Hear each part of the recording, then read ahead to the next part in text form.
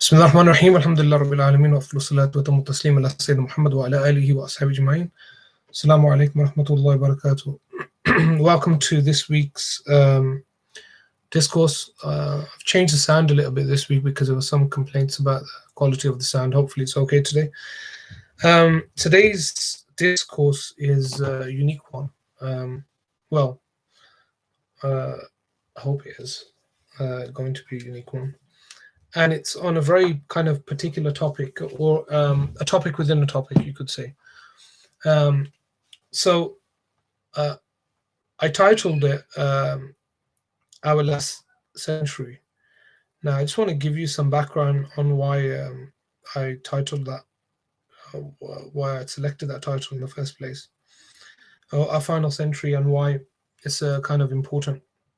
Now, some may have seen that and thought, you know what, is he going to give us some indication that, 2080 or 2025 or whatever, that the world's going to end? First and foremost, nobody can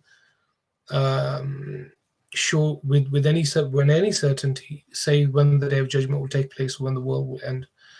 So it's all speculative either way.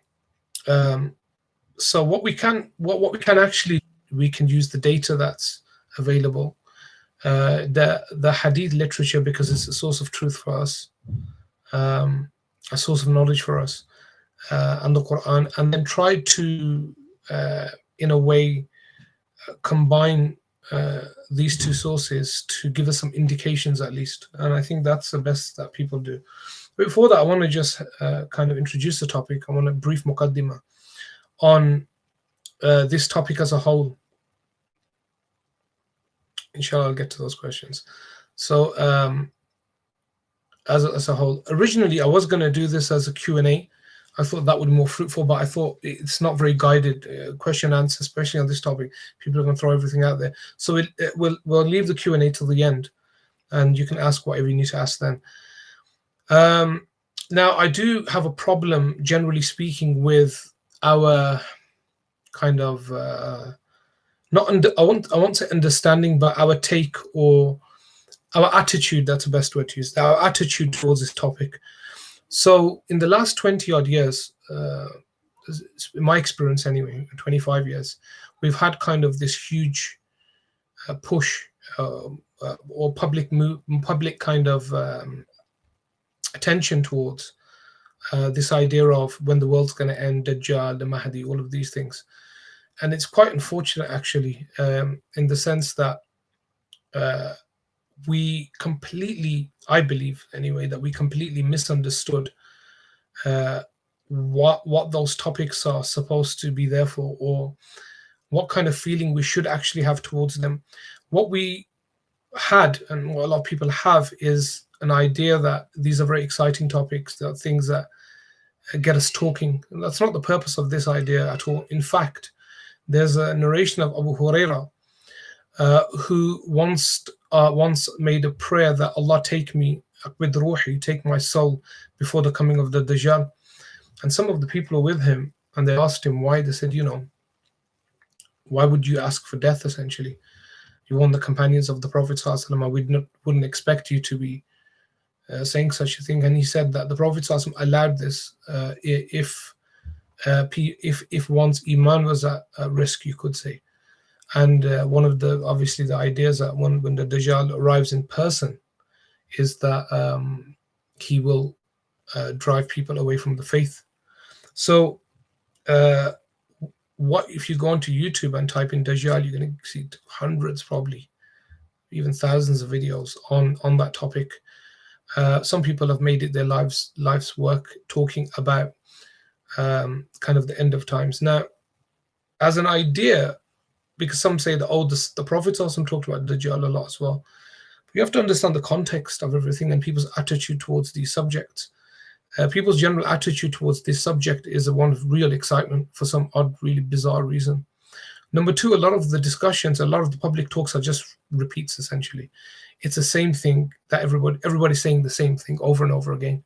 I mean, you could just get any talk and load it up and you'll find very similar things. So I don't see the point of that in that sense. and sometimes the same person saying the same things over and over again to the same group of people. Um, there's no real kind of practical application of what's being said. This is a huge problem. And then we do have this kind of we do have this savior complex often as well, that has resulted in huge issues where, you know, certain people are saying, oh, the world's going to end in 2000. I remember the 2001 millennium bug thing. um,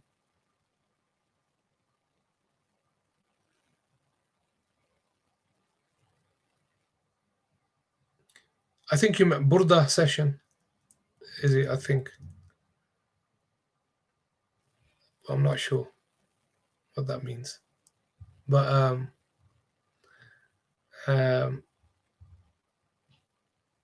yeah. Anyway, so where people started to say the world was going to end at this time, or the Mahdi's coming in 2001, or the millennium bug, and people started to like store food in their houses. Um, so I mean, what on earth, you know? And it's happening again now. People are saying, I read a message that was forwarded about this outbreak, this pandemic. I can't remember who said it, but saying, you know, this is a sign that the coming of the Mahdi is very near. And but yeah, this is way beyond speculation. People have the wrong attitude towards the subject entirely. Now, I want to begin with the topic of the actual topic of the talk, and is this the last century? And what I want to do is I want a data focused kind of discussion of where we're currently at. Um, so the first question is probably important. That is this talk based on Imam Suyuti's prediction, estimation? No, categorically no.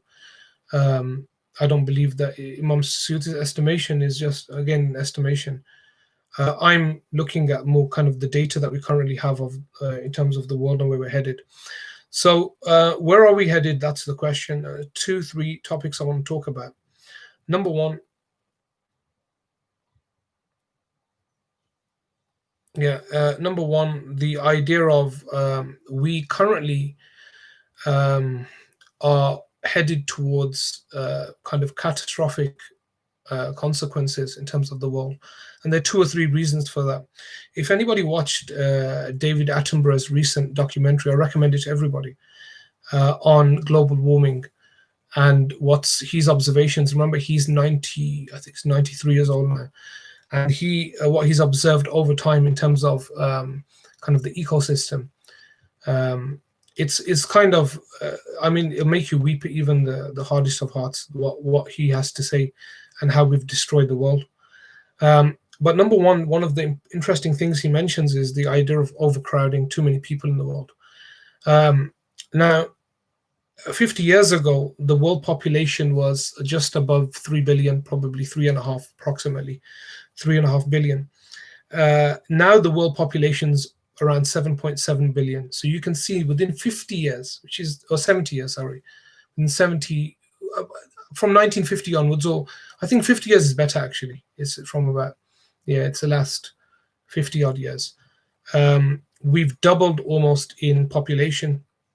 Now, mainly this has occurred in Asia and in Africa, but it will have a huge impact on the world. Now, the forecast currently by mid-century is that the world population will be about 9 billion. Now, people may say, oh, you know, just because there are more people doesn't mean the world will come to an end. That's true.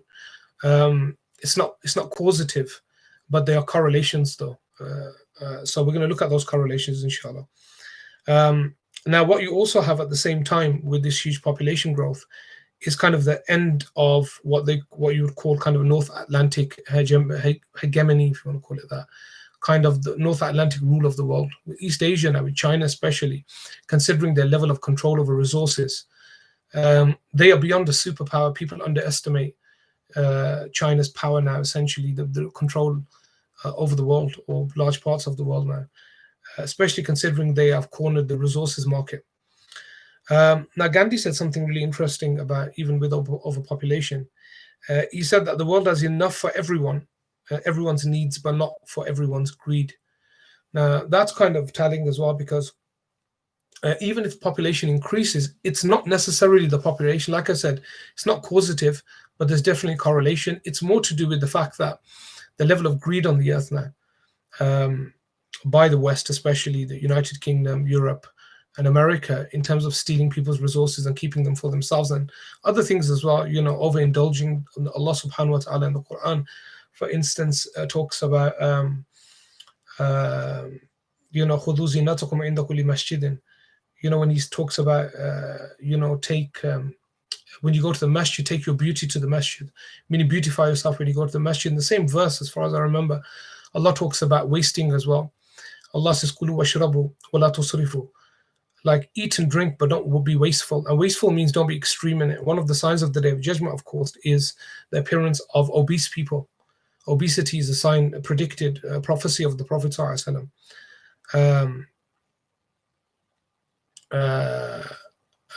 So that's quite interesting as well. But it's recklessness or reckless behavior of people that will bring this kind of resource war into place. Now, the second point was, one is the overpopulation issue, which is, there's a huge correlations with this being our last century, definitely, that will the difficulties that we're going to be facing. The second is obviously the impact of kind of the idea of global warming and the increase of carbon in the atmosphere. Now, if you refer to kind of the Keeling curve, which is the increase in carbon emissions or carbon, you'll see it's astronomically gone up. And this you'll pick up in the documentary as well. You just need to look at the Keeling curve, which is kind of, it's a daily record of global atmospheric carbon dioxide. So you can check that yourselves.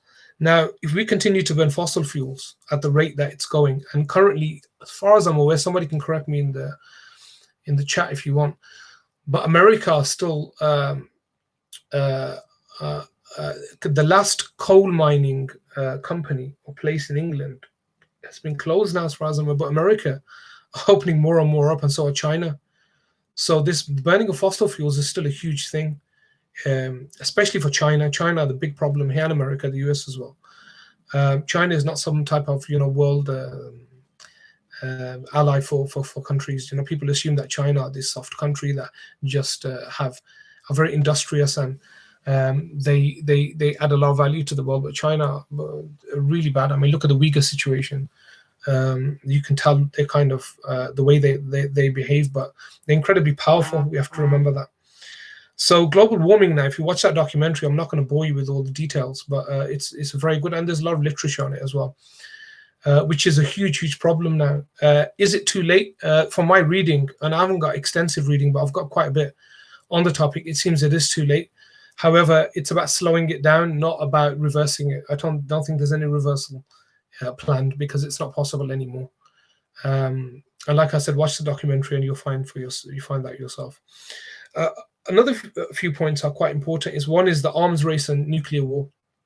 Now, nuclear war was very close in the 1950s.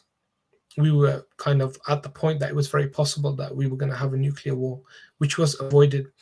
If you know about Chernobyl, for instance, or Chernobyl, you'll know what catastrophic effects even one nuclear plant kind of exploding can have on the world, actually. Yeah, I know about that, about this coal mine in Cumbria. Now, what effect it can have, and this is why. Do you remember when just a year ago, around about a year ago, when there was just I don't know how it was avoided, but it was avoided, the kind of a war between Pakistan and India, a proposed possible nuclear war, and people were saying, "Oh, Pakistan should just nuke them." I think, are you people ridiculously insane? I mean, you want Pakistan to nuke another country? Do you know the effect of nuclear war? I don't think people know the effects of nuclear war. By all means, of course, our people. I'm from Kashmir.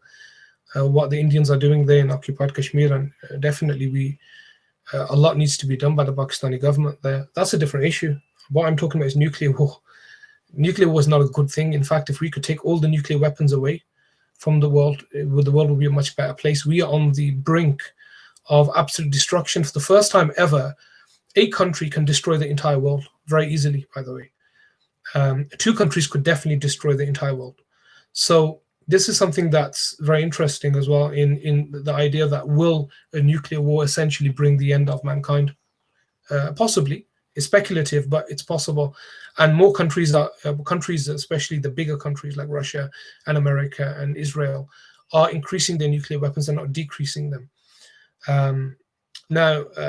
So that's a huge possibility as well.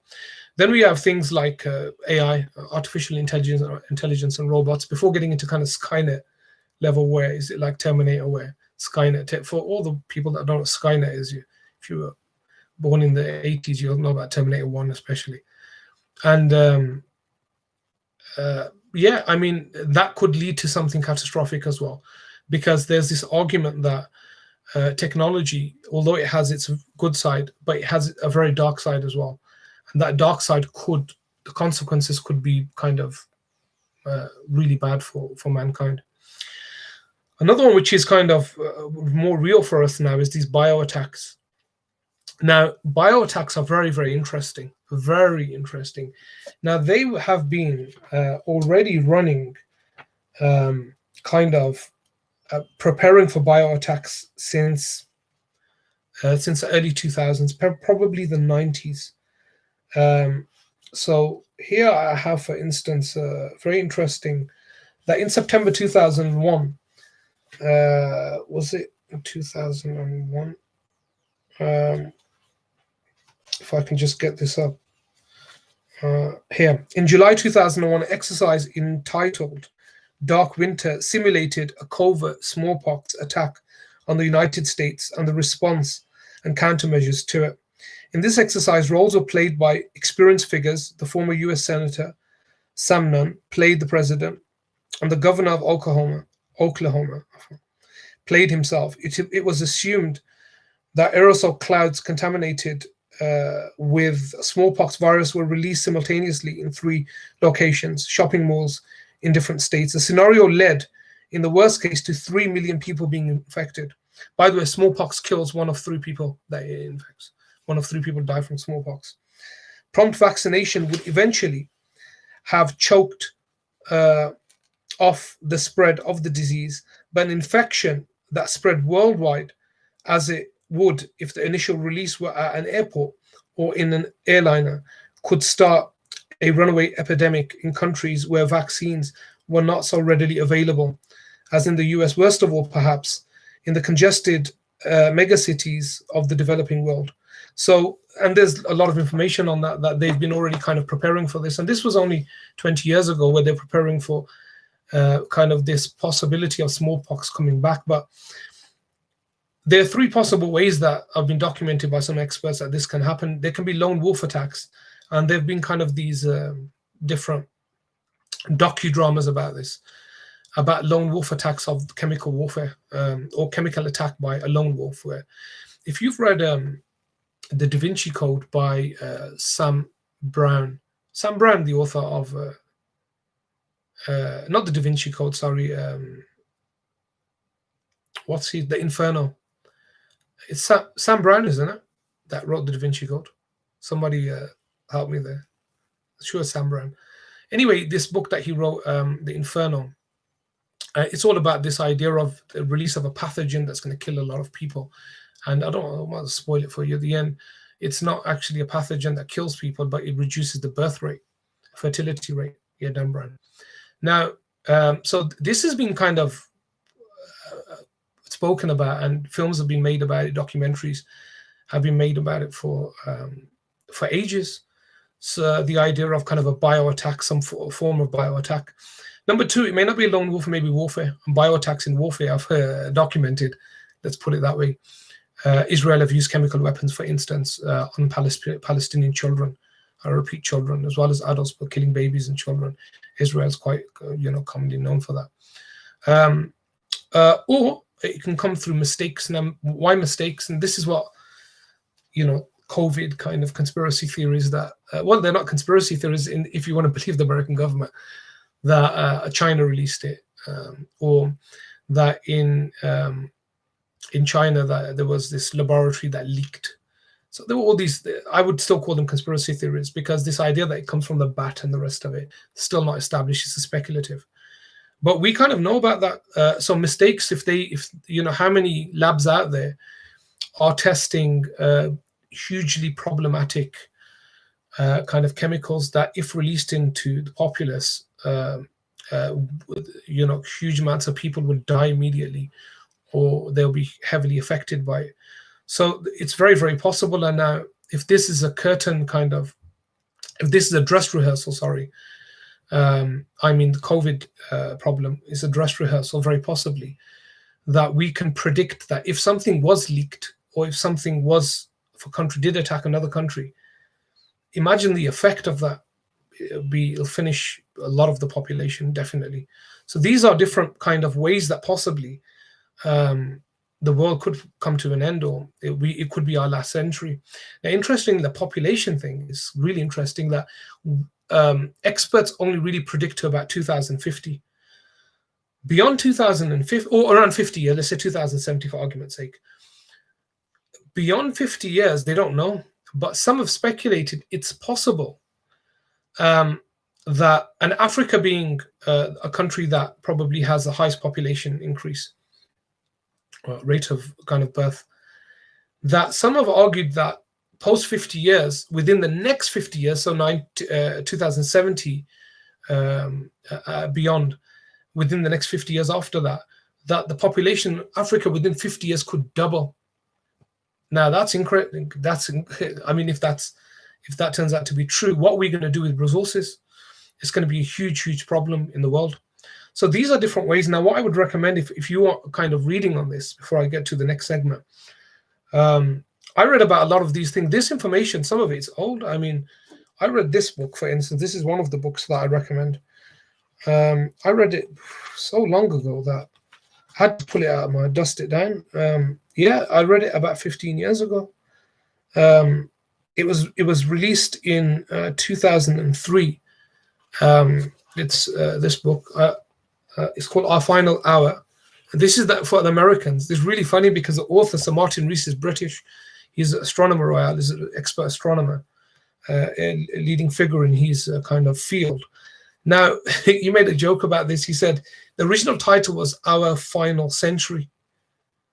And he said he released it as Our Final Hour for the Americans because they are more kind of instant gratification type of people. So he had to get it really. But there's so Muslims as well. Maybe I should have put Our Final Hour. This I love this book when I first read it. As just a good piece of research, a lot of data in here. You can watch his TED Talks and stuff like that as well. About and considering it was released 17 years ago, this can be updated probably now to our final 50 years, probably 20 years. So he's quite damning, actually. He doesn't have much hope. And it's a really good book. I recommend for everybody to read it and gauge where we're at in terms of the data we currently have. Are we headed towards... I had a discussion once with someone, I'm not going to mention his name, probably wouldn't like me to, about this, and he was really positive. He said, look, I'm a positive person, and we can get other sources of energy, and we can stop kind of use of burning fossil fuels. And I said to him, you just haven't read the data. The data doesn't suggest that in any way or form.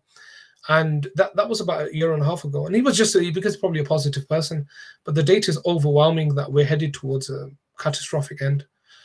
Now, if that means, does it mean it's external or internal? I think they both will. Personally, I think it's possible that they will both, this speculation, they both will merge, in the sense that large parts of a large population or large amounts of people in the earth will die, definitely, through one of these means and other means, leading up to the day of judgment. And then something catastrophic will happen to the earth.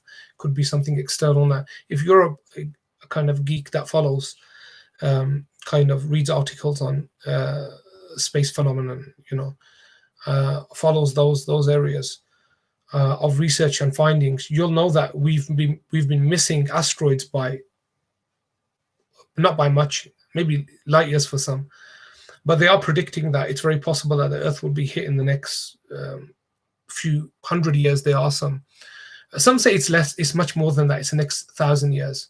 But there is some data there that suggests that we could be facing something external. Now, if you read the hadith on the Day of Judgment, in fact, the Quran is very clear about that. Surah Takwir, for instance, you read Surah Takwir. Read other surahs, for instance, إِذَا زُلْزِلَتِ الْأَرْضُ زِلْزَالَهَا.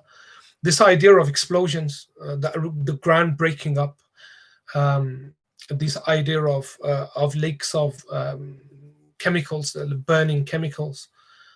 So we like boiling water that's that one can't drink.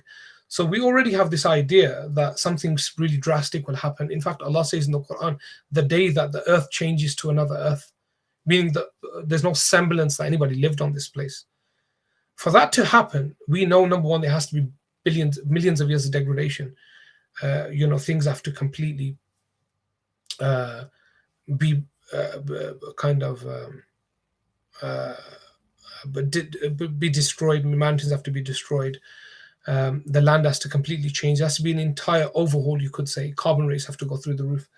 So you can have a look at that yourself, those verses in the Quran, but they're quite clear for me that something external will cause it, the Day of Judgment.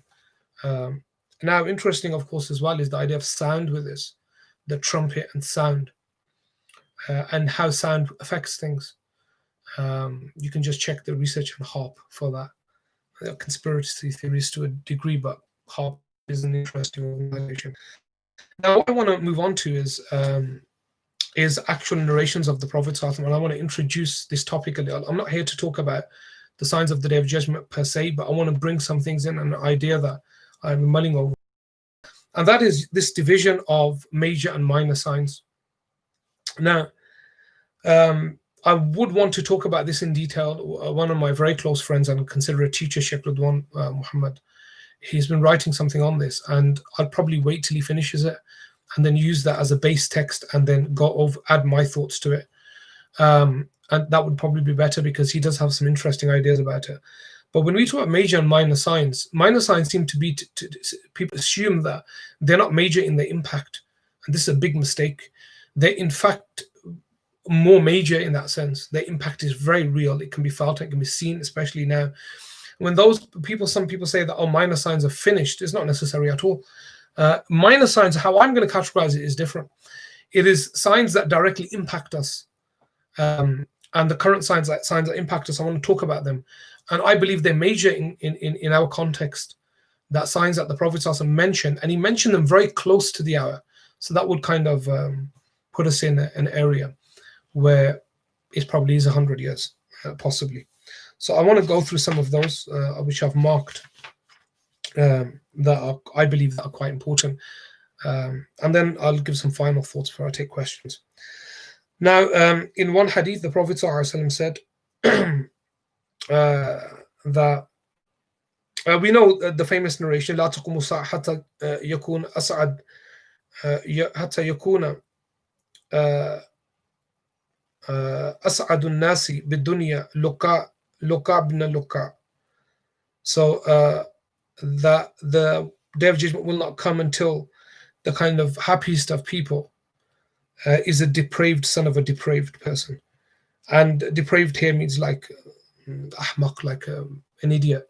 Now, that's interesting because historically leaders have been quite intelligent, even leaders of bad kind of empires or states or whatever it may be in that particular epoch or era. It was assumed that the leader is intelligent. We have had some really stupid leaders, don't get me wrong, but it's become a fashion now, I think. You go from Bush to Trump. You go from Cameron to Boris. Yeah, I mean, it gets more, yeah. So I don't know how that plays in, but definitely there's something in that.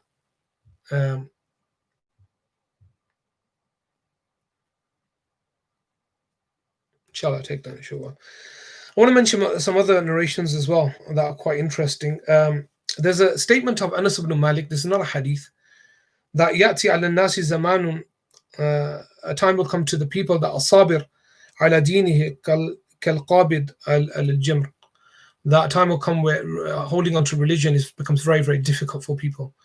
Now that's definitely in fil hal yani, for people, and it's increasing the rapidity of or the rate of increase of people struggling with their religion is unbelievable. And it's unbelievable in the sense of, if you look at just pre 2001 and post 2010 and look at the difference. In fact, I would argue if you look post 2015 and pre, you'll see a huge difference.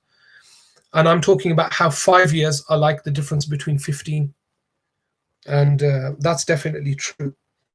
In another hadith, the Prophet ﷺ said, لا تقوم الساعة حتى يتباهى الناس في المساجد. Now this hadith was really differed upon what it means. That the hour will not come until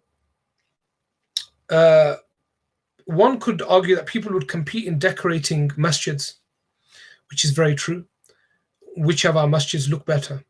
Now, the scholars have huge discussions on this hadith. The idea is the masjids will be empty, that their purpose is not fulfilled. That's the meaning of the hadith, that the purpose of the masjid is to pray.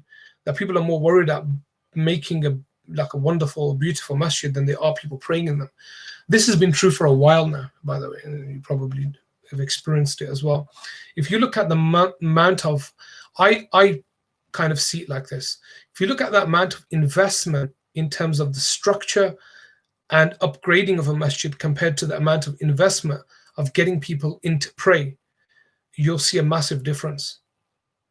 And that's what I think the hadith is possibly referring to, that if you look at, like a ghusl, where they make wudu, like wudu khana, for instance, they'll probably invest 100K into making a place that people can make wudu, which they could do at home. If you compare that to the amount of investment of getting people in there in the first place, which is by and large zero, it's kind of telling. So it could be in reference to that. Now, another few hadith which are quite interesting, that أن يظهر موت الفجأة, that people will suddenly begin to die, or sudden death becomes quite common. Now, could be anything. This could be this sudden death. How could it be the idea of?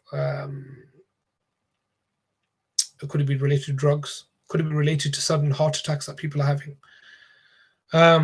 It could be many things, but sudden death is becoming more and more common.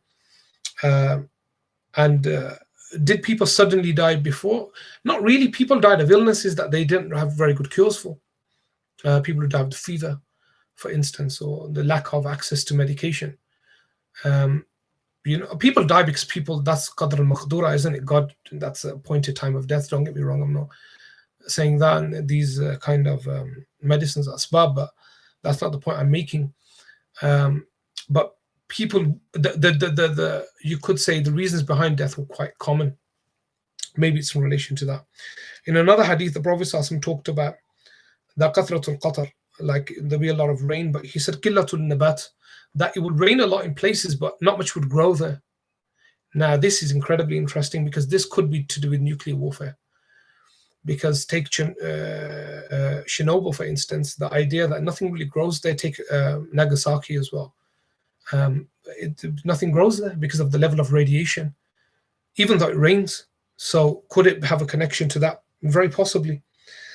In another hadith, and this is really, when I read this first, I thought, wow, this is so accurate in terms of our period and time.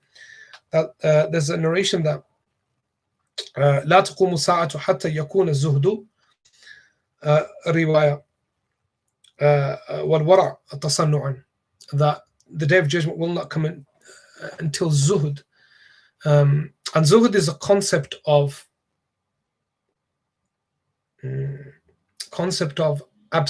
abstinence, in the sense that zuhd dunya, that in your heart you give up the kind of the religion, and the dunya, you give the dunya because of the religion. So zuhd is to abstain, to become abstinent from the dunya. The narration states that it would just be a riwayah. Riwayah can mean different things, but it'd be like story, like people used to do this, people did this, this sheikh did this when it was zahid. It won't be, there'll be no reality to it. But the next statement also, al-wara tasannu'an, and wara, scrupulousness, piety, would be entirely manufactured. So it'd just be rubbish. Basically, people are just lying. They're just going out there, acting and behaving that way, but internally there's nothing there. It's like an empty house. وَالْوَرَى تَصَنُّعًا. And this, I talked about it. If you refer to the discourse from last week, demystifying spirituality, that's something that I talked about, that spirituality now has just become like a boasting, and it's not really there in its essence. And I talked about early spirituality, a window into early spirituality, so you can check that out. So you can check that out, inshallah. So that was really interesting for me, that we all kind of accept that, don't we? We accept that piety has become tasannu' now, like it's manufactured, like people just say they're pious. And I'll give you an example of just simple things. Somebody's social media paying for followers. Like, I'll give you, for number one, something very important that I want to share with everybody, that I really believe in. We need to stop, wallahi, we need to stop saying things, talking about people, other people. I'll give you an example of this.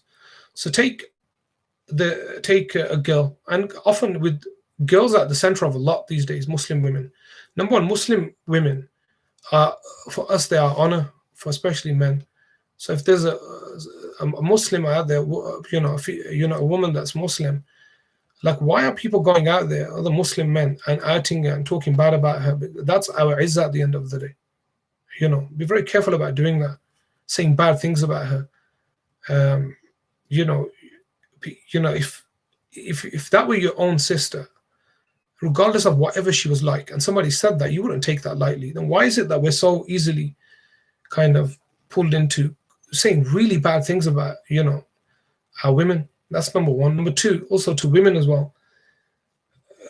Took a hijab on, took a hijab off, put a hijab on, took it off, put it on. All these kind of discussions. Why are we focusing on other people's lives? Just leave it out. I mean, just stop talking about other people. It's not our business. If people do certain things, that's their own business. Oh, I need to talk about it, but because they're influencing people, complete rubbish. Stop talking rubbish. Nobody follows your Twitter account that has 4 followers. Nobody cares about your opinion. Nobody cares about you. You'll comment at the bottom trying to get followers. Nobody cares about you. And if you really want to change people, that's not how you do it anyway. Sort your own life out and just keep your mouth shut. The Prophet said, Man amana billah wal yawmil akhir falyaqul khayran aw liyasmut. Who believes in God and the Day of Judgment, say something good or keep your mouth closed. Aw liyasmut, stay quiet. So please stop it. Stop going out there talking about other people's personal kind of situations, even if they put it out. Think about it. Does it benefit me to go and comment on it? Like, what am I adding? What value am I adding to that? And we really need to stop. As for those people, that's their own issue. If they're going to go out, why they're putting it out, that's their own issue, and they can deal with it themselves. Now, another hadith of the Prophet ﷺ, يَذْهَبُ الصَّالِحُونَ الْأَوَّلِ, that the pious people would begin to disappear. Pious people. وَتَبْقَى جُثَالَةً كَجُثَالَةِ الشَّعِيرِ أَوِ التَّمْرِ. And what will remain is basically the scum will remain. You'll just find scum. And he compared it to, the combings, when like barley or whatever's left when you try to shake out all the little stones, whatever, not the purity, all those little stones, that's all that will be left. The scum of the earth will be left, that's all. In another hadith, the Prophet ﷺ said, أَن يَكُونَ الْوَلَدُ غَيْضًا, that children will become extremely angry. I have 4 children. So, this is interesting. Huh? Children will become angry. Now, we know, by the way, I want to add something here, just a little bit for all children as well. Parents do have a problem. Some parents may turn around to their kids and say, "Oh, there you go. You angry children," and not take some responsibility themselves. Parents need to stop using hadith about the end of times and how bad children are to cover their bad parenting and their own behavior. Your children are not children. Often parents do this, especially they use Islam to justify their own behavior, saying you have to respect your parents. You don't respect parents anymore, but they won't admit to any of their kind of fault in this issue. And you should, as parents. I'm a parent. I have 4 children. So sometimes children are angry because their parents are always angry. First, take that much, and you're always shouting and screaming, and therefore your children are going to be like that. Monkey sees, monkey does it. So that could be a possibility. So don't say, "Oh, look, there's a hadith I told you." So don't justify your own behavior. However, it is true that across the board, we also find parents that really bring their children up well, but children are extremely angry. Now, this could be for several reasons. This could be due to the fact that the level of media intake these kids are having and the level of violence within that media that we have is causing. And there's studies being done on this. You can read them. I remember the study of that child where they get these children together. It's a controlled study, and they give them a bat, and they have to hit this kind of this inflatable doll thing. And after a while, the kids become desensitized to it. So my point is, it could be because of that. The level of violence that they're taking in is making them very angry. But definitely the idea of instant gratification, the marshmallow test. Read a book called The Marshmallow Test. Either 1 marshmallow now or 2 marshmallows later. This idea that we're promoting within our children instant gratification, whereby they're losing patience and becoming very, very angry. Very, very angry. And they're losing patience. Also, the binge culture now, where you can watch things over and over again. You know, the old shows that came out every week, you had to wait. Sabr was wajib. This could be leading to this idea of this kind of enraged children, the kind of media influx and what we're letting them get away with, and we're not controlling it. So definitely the idea of hyperstimulation. I know that word is a kind of a new coined word, hyperstimulation. It was used in, I think, I don't know what field it was used in before, but they're using it to explain it now, this idea. Now, moving on, some other signs. So this, by the way, is some of the points I'm going to mention are for adults, not for kids, in the sense that you'll have to explain it to your kids if they're listening. أن من علام الساعة وأشراطها أن يكتفي الرجال بالرجال والنساء بالنساء. That several hadith in relation to men being satisfied by men or women by women. And this was it's a hadith of the Prophet ﷺ. It wasn't widespread then at all in any way or form. In fact, in another hadith, the words used is nikah, marriage. Very interestingly, the words are that man will marry a man. This is unknown, by the way, historically, the same gender marrying. By the way, I don't differentiate between sex and gender. It's the same thing to me. I'm not willing to have a debate on it either. So in another hadith, كثرة اللواط من الرجال وكثرة السحاق في النساء. So again, the widespread, essentially homosexuality being widespread. Now there's no doubt about that. Even people who from the West who have no issue with it, religiously speaking, even we have a religious problem with it, and we allow that. And you have a problem with that, that's your problem, not ours. We don't go around hitting people or cursing them or anything like that, but this is our religious right, and we believe it's part of our religion, part of our faith, that Allah's prohibited such an act. If you don't like it, that's your problem. But it's our right to have that religious belief, as long as we don't harm anybody. Now, in another hadith, the Prophet ﷺ said that أن تكثر الشرط. When I read this, I thought, wow. Now, shurat is in reference to, now in this in particular, for instance, commentary of this hadith, so it's mentioned that they are Awanu Sultan, they're kind of the helpers of the Sultan. But shurat now is not used for that. So this could be very possibly related to our period, that the police surveillance, that it would be widespread police surveillance. I actually think that this could be possibly related to this whole idea of worldwide surveillance, big data. وَيَكْثُرَ الشُّرَط. Previously, they understood it to be like the Sultan's, police force or whatever it may have been. But this makes a lot of sense, you see. This idea of mass surveillance. But this is in the hadith, the words of the Messenger of God 1400 years ago, talking about mass surveillance. And I do believe it. I think the Prophet ﷺ is talking about that. But that's just my take and my understanding of it. And then the Prophet ﷺ said, also, أن يكثر أولاد الزنا, that children of wedlock will be widespread. Here's an interesting thing. If you look at the West now, where marriage is going, and marriage is, they're trying to obliterate marriage, and very Marxist, by the way, to destroy the family structure. But marriage is slowly disappearing. But what's interesting is the shift. Marriage is becoming something that rich people do. Rich people get married. Everybody else, they look at like children born out of wedlock, and look at the rates, single parents, etc. I'm not saying it doesn't happen amongst rich people, but definitely amongst more wealthy and people who are more affluent, it's less. Not zina. I'm talking about this idea of children being born out of wedlock, the concept of marriage as a structure, but it's slowly disappearing. The marriage has very little value now, if any. I don't know if you know Peter Jones, the guy from Dragon's Den. He's not married. He has like 4 kids, but that's because he probably doesn't want to steal his money when they divorce him. Sign a prenup. I don't know what legal status of prenup in this country is. In another narration, the Prophet ﷺ talked about fashul qalam, that writing will be widespread. Again, I think this is in relation to messaging, because fashul qalam is bear in mind, don't live in a post World War, post 1950s world. We need to stop doing this. Literacy pre 1900s wasn't common. It wasn't throughout the world. Everybody's literate. So this idea that people were been writing for a long time, it's not true. People have not been writing for a very long time. Scholars, people of academia, meaning people of worth, you could say that, especially scholars and scholarship and people of law have been writing for a long time, yes. But common people haven't.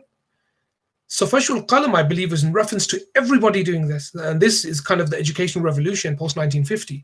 Have a look at it. Now, with text messages, and people are constantly writing all the time.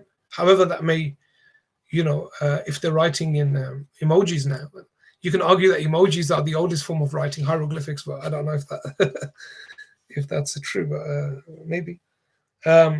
So there's that idea as well. Now there's another point here about the widespread idea of business is everywhere. Everybody's doing business. Fashul tijara. Everybody's involved in business. And previously, of course, they weren't. Traders were involved in business, but business wasn't the only way of making money. And not everybody were business people. In fact, most people were skilled laborers or just laborers. But tujar were not that many. But here, business will be, everybody will be doing it. And everybody has a side hustle. Yeah? Hamza has a side hustle as well. Everybody's got a side hustle. So it'll be everywhere. Now, this may not be positive or negative. It's not about this time being, it's just something that will be happening at that time. And then the narration states, حَتَّى تُعِينُ الْمَرْأَةُ زَوْجَهَا عَلَى التِّجَارَةِ, such that husband and wife are partners in a business, which was not that common, you see. And this just goes to show. And by the way, these narrations are mentioning them to show us that we're at that point. Is it the last century? And all these things are here, definitely. Now, another few hadith I want to mention before I take Q&A is a really interesting one. إذا اقترب الزمان يربي الرجل جروا أي ولد الكلب خير له من أن يربي ولدا له. When I read this, I was like, wow. Hamza said, why limit to 1? I'm not. Maybe you got 2 or 3. This narration states that the day of judgment will not come until a man looks after his dog, a puppy. Actually, the word jurbi is like a small dog, and it's more, he finds that better for him. He finds more worth in that than bringing up his own child. Now I'm going to take it further. What about digital dogs and cats? Look at all these. I don't know if you read these articles on these rare cases, I suppose, where these games where you bring up, you have a Tamagotchi. Is that the right thing? Somebody help me with that. Any like late millennials here? Was it called Tamagotchi? Those little things that you feed it, and now it's really, Sims and all that came in. But so anyway, there was a couple that they had a child, and the child died of malnutrition because they were playing the game so much. And in the game, the irony is you're building a family. So this could be general as well, but we've seen people's attitude towards dogs. But let's not remove our people from our own people and from Midport. And dog fighting, I mean, let's look at the last 30, 40 years, and even now they look after their dogs sometimes more than their own children.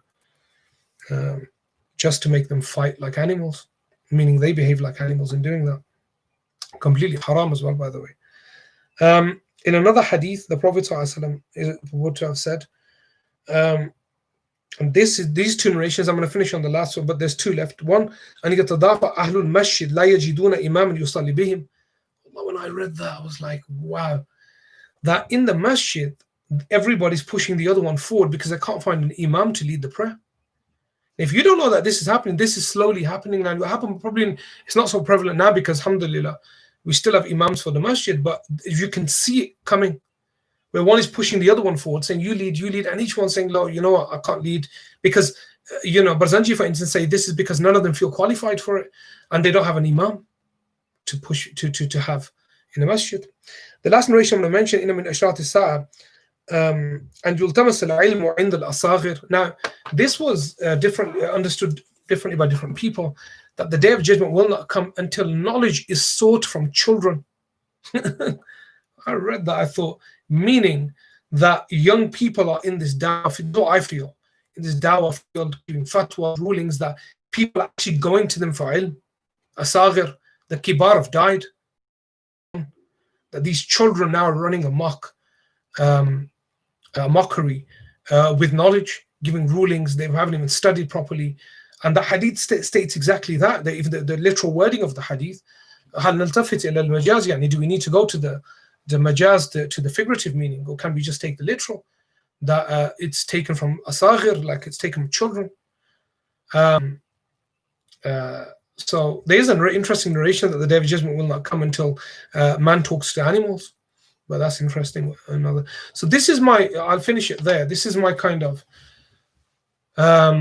take on it, that why there's substantial evidence that this could possibly be, or there's mounting evidence that this could possibly be our last 100 years on the earth, for a number of reasons, and where we're currently at as well. So the reason I mention those narrations is because they're relevant and relevant for our lives. We're seeing all of these things actually happening, and what we should take from that, of course, is to get moving, especially considering there's no barakah and time left, or it's diminishing. I'm going to answer some of these questions now. Please give us a COVID-19 speech. I don't really give speeches, but in terms of vaccine, Islamic view, should or should we not have? I think quite a few people are talking about this already, so I'm not an expert in vaccines and stuff like that. So take that knowledge from the Ahl. I'm not Ahl for that. I'm not qualified to talk about that. It's beyond my remit. So refer to people who have a background in that and know what they're talking about, inshallah.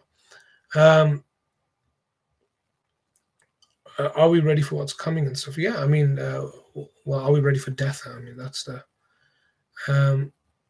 now, let me continue now. I understand the earlier comment as well, but anyway, Arabia and Eastern world are mentioned most in hadith. There is not much mention of the West or Europe. Does this mean, relatively speaking, the main events and impact is more about any particular area? And Gharb and Sharq are mentioned generally. It could be relative as well. Could be HARP and weather control. I don't know. I'm interested in HARP, to be honest with you. And I do believe that there's merit to, and some of this data is available anyway. It's not conspiracy. Now let me have a look here. Because of this time we're living in, we cannot compete and do what the people previously could in terms of piety, worship, but the concept of metaphoric pasmo being low. I don't know if that's a question. So,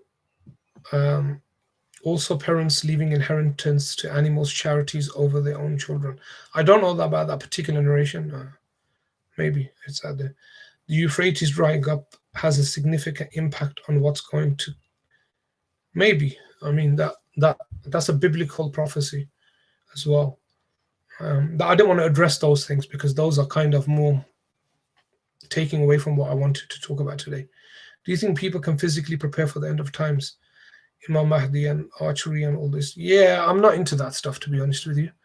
That's something I'm really not into, and that was my. If you picked up on my earlier point, I'm not into the Mahdi fever, by the way. In fact, I'm the opposite.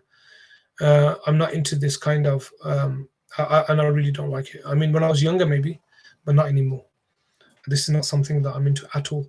The amount of Mahdis we've had, the amount of prophecies, the amount of Mahdis we've had, and the amount of discussion, people predicting the coming of the Mahdi, it serves no benefit. Sheikh Tahir ibn Ashur in his article on the Mahdi, in his Tahqiqat wal Andar, it's clear he said it doesn't benefit that discussion doesn't benefit anybody. Just excites people, and let me go on, get my UFC in check and get my archery going, and I'm gonna be in Mahdi's army. Come on, go, pull the other one. I mean, what are you talking about? If you want to do those things because you feel the sunnah and the bismillah and get that reward, but if you're training yourself to be in Imam Mahdi's army, I don't know. Not my thing anyway. Those people who are on that kind of thing, good for them. But for me, I don't see how there's correlation there in that sense. Yeah.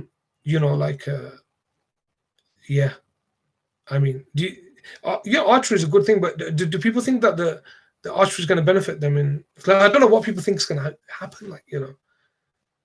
No, I'm not into that. If you are, I don't mean to offend you. Don't get me wrong. Spiritual preparations for death. I've mentioned this before, that the idea of Ashratu Sa'ad for me as a subject is interesting. Lack of barakah in time, and we need to. These are only to get us more serious and get us worried about our lives, and that we're going to prepare. We're going to die very soon. In that sense, that's what drives me. That we read this and we think, okay, we haven't got much time as it is, and we need to be more serious. And they're there as kind of tadhkira. In that sense, more than anything. Is there any scriptural basis or any scholar's commentary, interpretation prior to 19th century that there will be a system, social, political, economic, comes into place to usher in the Dajjal? I mean, that's a very interesting question. I haven't thought about that particular. Would that be a problem, though? I mean, would there need to be? It would be obvious, wouldn't it, to a degree, that it would help Dajjal's coming into position, that there was a structure already there for him that would be rational. I mean, would that require scholars to talk about that? I don't know. I don't think so. I mean, that's kind of I don't know, maybe that's an obvious thing. I don't think we would need anybody to talk about that. I think that would be, wouldn't you think that would be quite important for that structure to be in place for him to be the most effective or optimal? So I don't know. I don't know what, maybe there's a question within a question, but that's how I understood it to be. Of course, I believe that Dajjal is a person. I don't know if you're asking that question. That part of so maybe you could, if I haven't answered it properly, then add to that, please. What practical advice would you give for us to prepare for what is coming? For me, it's not what's coming; it's what is. I believe that coming is coming. What we're in now, and that's why I believe. That's why I talked about because they're now the current. I only believe in the current. What's coming is going to come, and if in mustaqbil you could be dead tomorrow. How do we deal with what we've got right now? And that's why I tried to put us in a place where we're there right now. That's why I called it the last century, for that reason, that we're here. We have to deal with what we have, not what's coming. I'm not into, if this comes, this will happen. I'm here. We're living in it now. And how do we deal with that?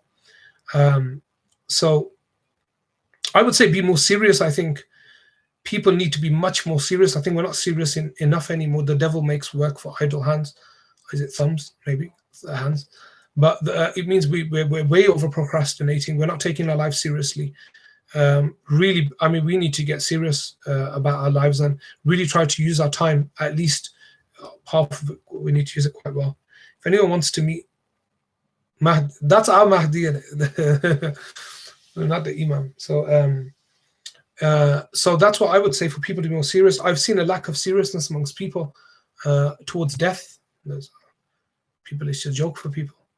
I'm not preaching here at all. I'm just saying it's just a feeling that I have, that we need to be a little more serious and work towards that things are better in life. You get procrastinate, don't get me wrong, you're going to do that. Everybody does that, I do that. But how much, we need a balance at least. I mean, having been your friend since college. Okay, I don't know who this is though. I agree the Mahdi people was a thing when we were younger. Now I'm more concerned with bettering myself first. So Falcon wasn't my friend, but whoever you are, inshallah, khairik. I'm sure, the whole idea of Mahdi and Dajjal coming, all that, when you're younger, but when you get older, you slow down, and you have kids and you worry about them. I was having a conversation with somebody today on WhatsApp that, I've got children, and my eldest is almost 14, and the worries are completely different. And I start to see the last century in children and what's happening and the surroundings, and I would like to do something on that about that, but it's a difficult time for children, a very difficult time for children, and what they influenced by and how they influenced. And we are at the end. The Prophet ﷺ said that Islam was an odd and strange thing, and it will become once again strange. I do believe we're in that period. But sayudu ghariban, the Prophet ﷺ said we're in that time, and so we're not in good times in that sense. We're in good in terms of progression, technology, and things like that, medicine. But for the religion, we're post-religion in a sense where religion has become afterthought for most people in the world. That is, there's a general idea of preparing, but they're those who do practice the idea. Yeah, they do. But by and large, I haven't seen any benefit in that. I mean, you're open to differ with me. People who know me, I'm okay if people not agree with me. It's fine. So if it's up to people if they want to disagree. People that I know are really into that stuff. I'm just not. I don't see anything in it. Please do continue with these discourses long term. Inshallah, I'll try my best. I mean, we've done 11 or something now, 10 or 11. So I'll try my best. And but please do suggest topics. On the Instagram or the Facebook, and then I can, because I want to gauge what people are feeling and talk about those things. What's the best way to pray 5 times a day? I really struggle with this. Amazing. I mean, I did in my previous discourses, I have talked about that a little bit. One on purpose, I've talked about it definitely. So please check that out. I have given some answers on that already. What would you like to pass on to your children to prep them for their lives? With me, very good question. I would like to answer that. For me, with my children, Allah protect them, and one, I really emphasize and stress that for my children, that they must love dearly, at the bottom of their heart, more than themselves. They must love the Prophet ﷺ. There's no doubt about that. That's the person that they need to connect to, and that's very important for me, because anybody who loves the Prophet ﷺ from a young age and grows up doing that, it's whatever they say, that Allah says in the Quran that they attempt to remove the light of God. That's something that can't be removed from the hearts of people, I believe, if it's true. That's very important for me, and we're lacking that now, the love and closeness to the Prophet ﷺ. Because if you keep teaching your kids commands, they need somebody to love, you see. Topic suggesting parenting. I will give you a kind of a warning here, but I don't talk about parenting much at all. I believe that I'm a parent that's learning on the job, and I rarely ever talk about parenting because my eldest is just 14. Only parenting experience I have is I have a 3, 9, 10, or 14-year-old. So I can only give my experiences and share them with you. I'm not going to tell anybody how to bring up the children in that sense. Maybe helpful tips. And people are out there like with children that are toddlers giving these parenting seminars, telling people how to bring their kids up, and they haven't experienced yet. I was in for a shock as my kids grew up. Like what I thought of parenting before it's changed as they grow up, you see. It's very difficult to give people suggestions because we as parents here struggle every day with parenting, So we learn things every day. We learn tips and suggestions, and this is not restricted to Muslims. There's a lot of non-Muslims out there that give wonderful tips on parenting. Read A Toxic Childhood by Hamza, if you can get the name of what's her name? Toxic Childhood by. And what was her name? Can you get her name up, please? She's written a book called Toxic Childhood and Detoxing Childhood, I think it's called. Very interesting books. Sue Palmer, that's it. So there are books out there, and that you can learn from. So I'm not. There are organizations. I think something. What are they called in Birmingham? There's a good organization. Something parenting. Can somebody know the organization's name? Oh, what's it called? They're a good organization. They do parenting workshops. I can't remember their name. Approachable Parenting. There you go. Approachable Parenting. And I've heard very good things about them. I've not attended any of the seminars. Yeah. So there are people out there that are really qualified for that. For myself, I don't really touch that topic much. I give my experiences. Look, I'm a big techie as well. I'm a coder and all that. If you want any advice on how to sort your devices out, how to do that type of field, I'm I'll give you suggestions. I'll tell you how to do that, inshallah, and what works in that sense. I would consider myself pretty much expert in that. But in terms of how, what, you know, it's a normal generic stuff that I can tell you that you already know. But one thing I will definitely say, that bear in mind that your children will behave as you behave. I've learned that over time. Wallahi, there's not, the better you behave, the better your children often are. Yeah, you're right. As a father, yeah, definitely. For fathers, I will say that really give a lot of attention to your daughters, but don't ignore your sons as well at the same time. But daughters do need strong fathers, and to look after them and to love them and to show them mawadda muhabba, definitely.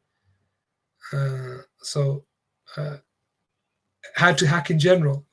Well, don't bring my teenage years up, but let's not go into that. So Khair, I think if there are any more questions, Hamza, if there's anything, fire at me. Otherwise, we're going to close up here because we're already a bit over. My advice: accompany your child as though your friend. Yeah, definitely. But there's also, like I said, maybe that a few things maybe I'll mention as we go along. But we just make dua, inshallah, that all our children turn out well and we help them. It's very difficult times. I said to somebody the other day, but what our children have to see in their lives, we didn't have to see some of those things till very late on. The access that they have, it's very difficult for them. Also, Allah make it easy for them and make us more kind of cognizant and observant.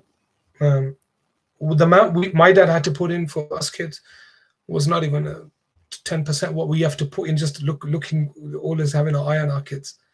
So yeah, inshallah. So I'll see everybody next week. I'll make dua that the lockdown eases and then we can actually have this in person in Solihull, and we'll still stream it online for everybody. Assalamu alaikum wa rahmatullahi wa barakatuh.